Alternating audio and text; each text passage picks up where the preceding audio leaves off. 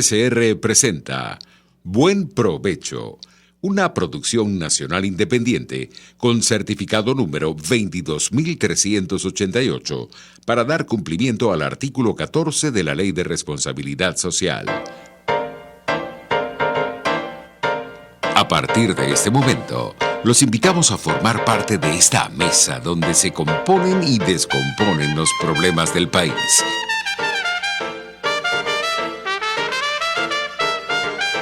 RCR presenta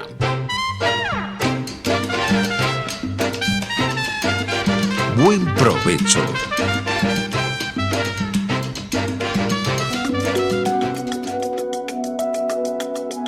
Monitor de Derechos Humanos, con el abogado penalista Fernando Fernández. Buen mediodía y buen provecho. Les deseamos a todas las personas que nos escuchan. Les habla Fernando Fernández y de seguida vamos a dar los créditos de esta transmisión. Dirección General Jaime Nestares, Gerencia de Producción Wilix Arcaya, Producción Carla Sons, Controles Gregorio González, Conducción quien les habla Fernando Fernández. Esto se escucha también por YouTube RCR 750, Radio Caracas Radio, Periscope e Instagram. El Monitor de Derechos Humanos tiene cuenta en Twitter, que es @DHMonitor, y también tiene la etiqueta Observador de Atrocidades. El email es fmfmonitordh@gmail.com. Hoy, miércoles 17 de junio de 2020, vamos a hablar del principio de legalidad y otros principios del Estatuto de Roma de la Corte Penal Internacional y de su importancia para Venezuela. Bueno, como recordarán quienes nos escucharon el miércoles pasado, estuvimos conversando de la mejor manera y de la forma más profunda que se puede en tan corto tiempo, apenas unos 45 minutos reales, con los cortes y una hora del programa, de dos principios fundamentales del Estatuto de Roma. Uno es el principio que también se constituye un derecho a un juicio justo, y la presunción de inocencia, que a la vez de ser un principio, es un derecho, es una garantía que da el sistema jurídico penal internacional. Poco nivel de resumen, recordemos que el derecho a un juicio justo consiste en el trato a un juicio justo mientras dura la investigación, mientras dura el proceso, mientras dura el juicio y sobre todo en el establecimiento de la condena. Partimos de la base del principio socrático, según el cual una injusticia, que es el crimen cometido por el que sea considerado culpable después del juicio, no puede ser castigado de la misma manera en que cometió el crimen, sino que tiene que establecerse una pena racional, una pena proporcional y, por supuesto, una pena que sea justa. Por esa razón, el Estatuto de Roma, entre otras garantías, proscribe la pena de muerte. Quiere decir que está prohibida la pena de muerte.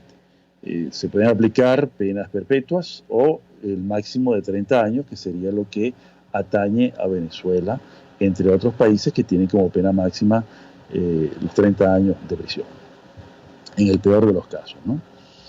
De otra parte está el principio de presunción de inocencia. Poco nivel de, queremos resumir, un poquito lo que vimos la vez pasada, un poco más a fondo. La presunción de inocencia es el presupuesto básico del sistema acusatorio.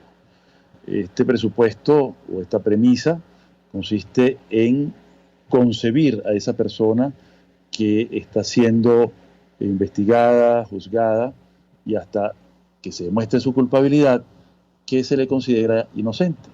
Entonces, solo cuando ya se considera firme la sentencia, se aplica pues el concepto de ser culpable y en consecuencia deberá ser condenado.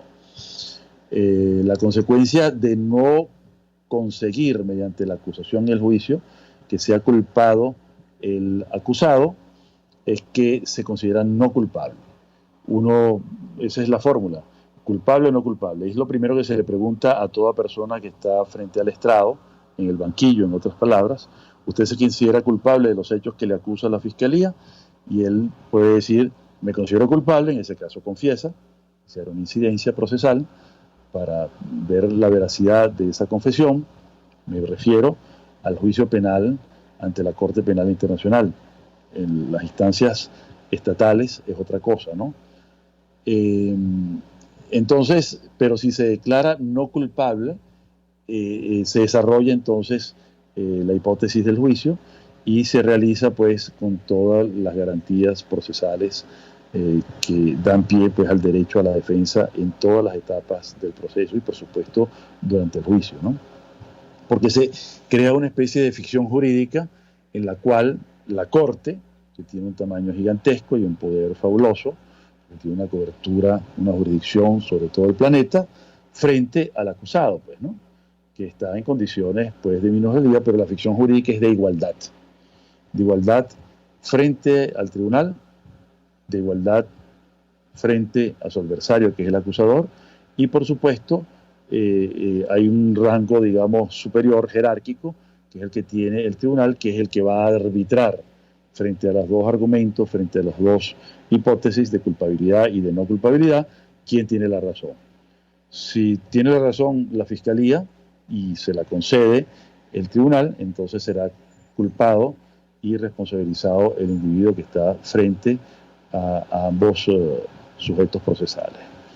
Entonces, bueno, vamos a hablar de los otros principios, porque, digamos, la base del principio acusatorio es la presunción de inocencia y el derecho a un juicio justo, pero también hay otros principios generales de derecho penal que están estatuidos en este instrumento tan importante para el derecho penal internacional, que es el Estatuto de Roma de la Corte Penal Internacional. El primer principio catalogado en el artículo 22 del Estatuto es el nullum crimen sine lege. Es el principio básico de legalidad penal que hemos conocido siempre los penalistas en el derecho penal interno de los países, el derecho penal sustantivo. Quiere decir, en castellano, no hay delito si no está en la ley. Por supuesto, eso ha tenido un desarrollo posterior y se conjuga siempre también, al menos en la letra del estatuto, que no habrá pena también en la ley. Estos dos principios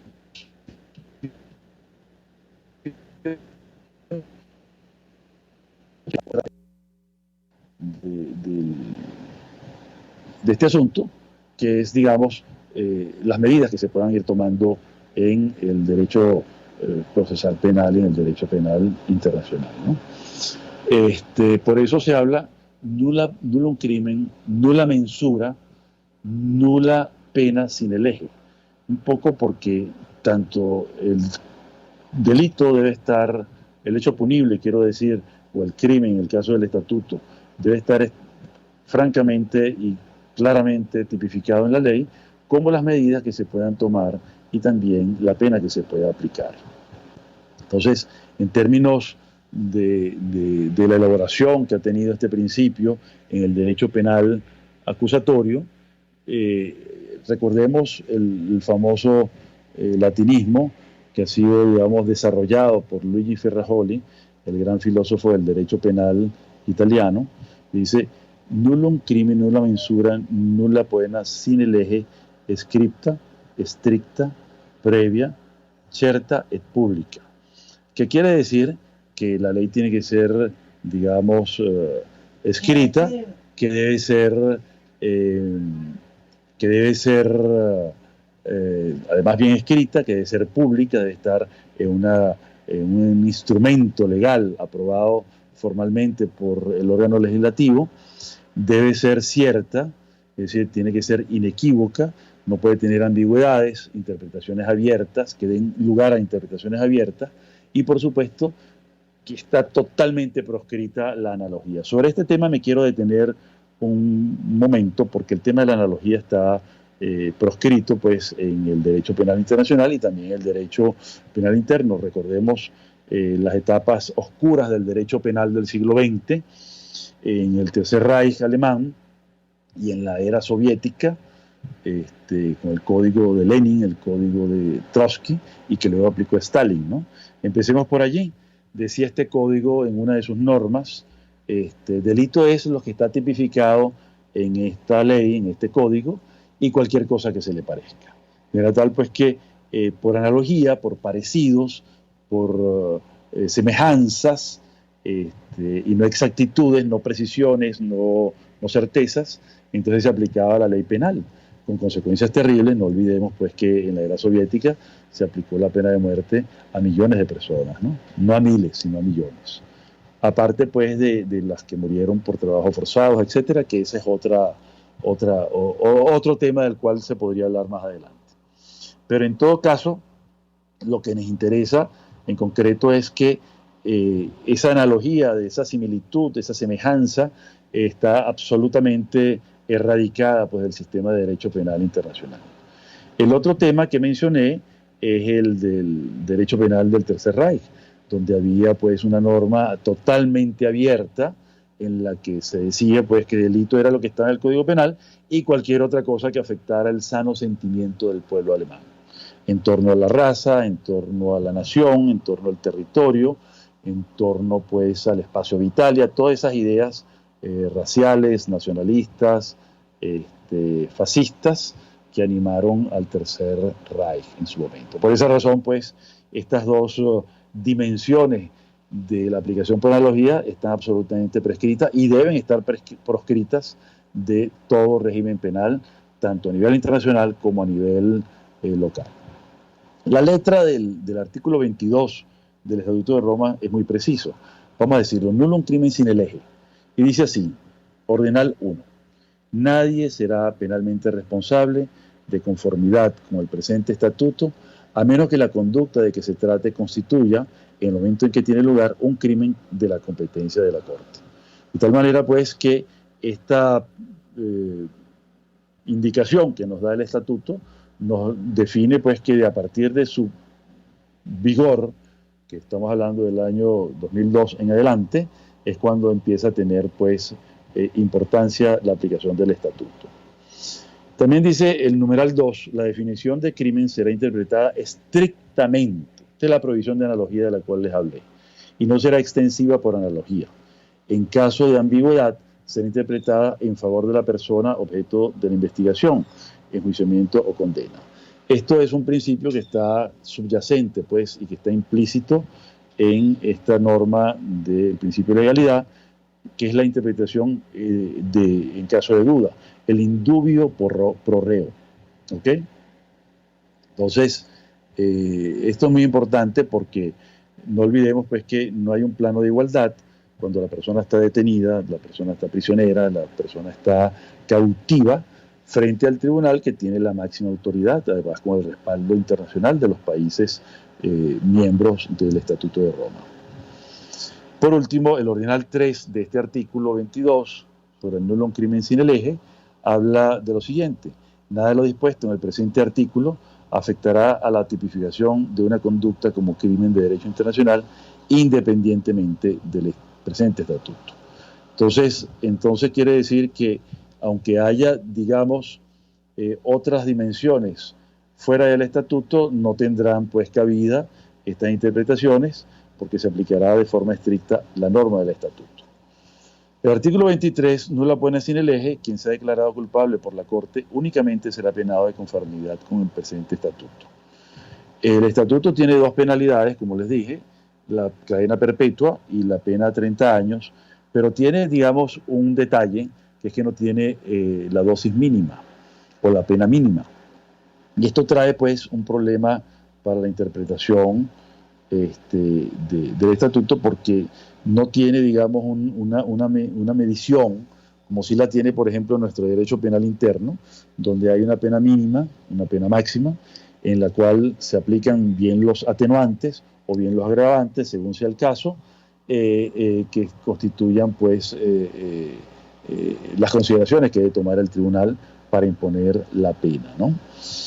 En todo caso, no importa porque hay formas de establecer una dosimetría proporcionada sobre la base pues, de un criterio determinado, un criterio que fije el tribunal y que así lo debe aplicar. Lo importante es que no exceda estos límites. La pena perpetua tiene además una revisión. Y esa revisión, ¿verdad? Se da cuando se haya cumplido las 2/3 partes de la pena o a los 25 años de prisión en caso de cadena perpetua. Estas son, digamos, las condiciones, ¿no? En esa revisión, la Corte examinará la pena para determinar si esta puede reducirse. El examen no se llevará a cabo antes de cumplir esos plazos. Esto es interesante porque puede dar pie a una reducción, sobre todo pues tomando en consideración temas como la discapacidad de la persona, enfermedades físicas o mentales, la condición que tenga la persona en torno a si se arrepiente o no del hecho cometido y por el cual fue condenado, y cosas como la siguiente, que sea incapaz de volver a cometer el hecho, porque se ha reeducado, porque se ha arrepentido, como ya dije, y sobre todo porque ya su condición física y su alejamiento del poder que antes tuvo para cometer los crímenes, ya no las tiene en el momento en que se hace la revisión. Bueno, vamos al corte y en la siguiente sección continuaremos hablando de este importante tema sobre los principios del Estatuto de Roma de la Corte Penal Internacional. Muchas gracias. Usted escucha Buen Provecho por rcr.tv, la radio que se ve.